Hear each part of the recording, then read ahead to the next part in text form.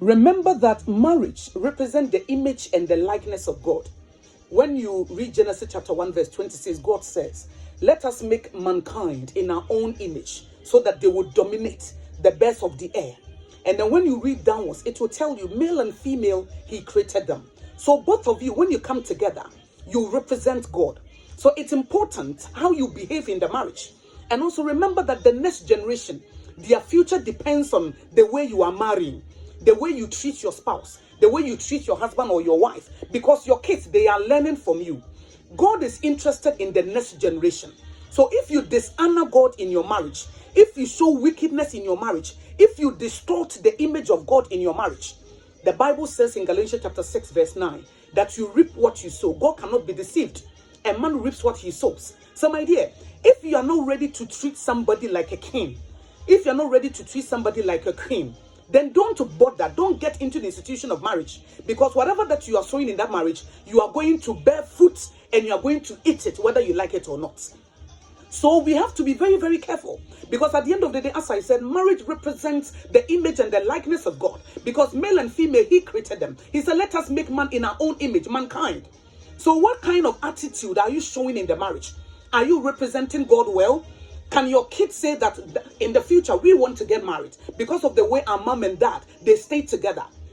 God represents peace, joy, happiness.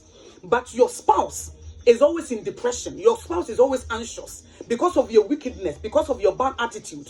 And you are dishonoring the image of God, distorting the image of God, and dishonoring God. Remember, you see, the reason why Moses didn't get to the promised land is because God said, you have disdained me before the people. You have dishonored me before the people. Because I told you to speak to the rock. I didn't say you should hate the rock.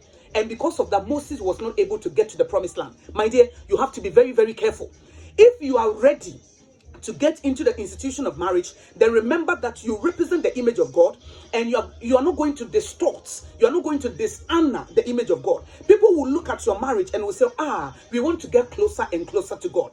Your kids will look at you and say, wow, in the future, we want to have a marriage like my mom's marriage, my dad's marriage.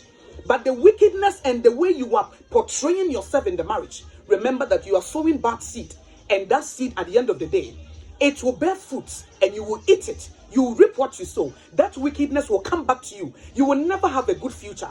If you disrespect your spouse, if you dishonor your spouse, if you allow your spouse to stay in depression and anxiety, all because the person decided to marry you. Why must I marry you and my life will be destroyed? Or because I made the decision to spend my life with you. If somebody make that decision, if the person is intentional, I want us to live life together. Make sure that you honor the person, you treat the person well.